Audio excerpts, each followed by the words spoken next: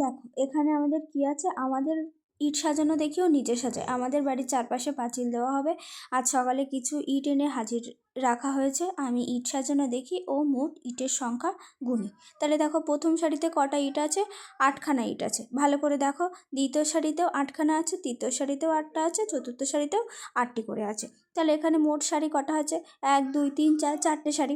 আর প্রতি সারিতে ইটের সংখ্যা কটা করে আছে, 8খানা আছে। তাহলে এখানে মোট ইট কটা রাখা হয়েছে, 4 গুণ 8 সমান কটি হচ্ছে, 32টি ইট এখানে সাজিয়ে রাখা হয়েছে। তাহলে আমরা পরের পৃষ্ঠায় যাই। দেখো একের অঙ্কটা কি বলছে, ঝিমলিদের মাঠে 300টি ইট সাজিয়ে রাখতে হবে। প্রতি সারিতে 10টা করে ইট রাখলে মোট কটা সারি হবে। তাহলে প্রতি সারিতে মানে কি, একটা একটা সারিতে 10টা করে যদি ইট রাখা হয় তাহলে মোট কটা সারি হবে, তাহলে 300খানা ইট সাজিয়ে রাখতে হবে। সেখানে কি বলছে যে 10টা করে ইট যদি রাখা হয় তাহলে মোট কটা করে সারি হবে। ধরো একটা একটা সারিতে 10টা করে ইট রাখছে, তাহলে 300কে কত দিয়ে ভাগ করতে হবে, 10 দিয়ে ভাগ করতে হবে। দেখো এখানে ভাগটা করা আছে, আর ডান দিকেও ভাগ করার জায়গা দেওয়া আছে। তাহলে তোমরা ভাগটা নিশ্চয়ই করতে পারবে, বুঝতেও পেরেছো নিশ্চয়ই।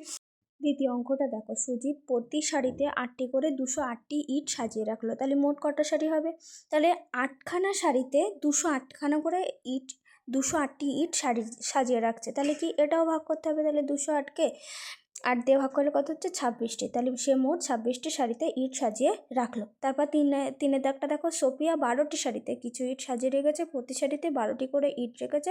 তাহলে মোট ইটের সংখ্যা কটা, তাহলে মোট ইটের সংখ্যা দেখো, আগেরগুলোতে কী ছিল, যে ইটগুলো বলে দেওয়া ছিল কতগুলো ইট, এবার কতগুলো সারিতে রাখতে হবে সেটা বার করতে হয়েছিল। আর এখানে দেখো সারিগুলো বলা আছে, কটা সারিতে রাখতে হবে সেটা বলা আছে, আবার কটি করে রাখতে হবে সেটাও বলা আছে। তাহলে এগুলো, এই সারি আর কটি করে রাখতে হবে বলা থাকলে কী করতে হয়, গুণ করতে হয় মোট ইটের সংখ্যা বের করতে গেলে।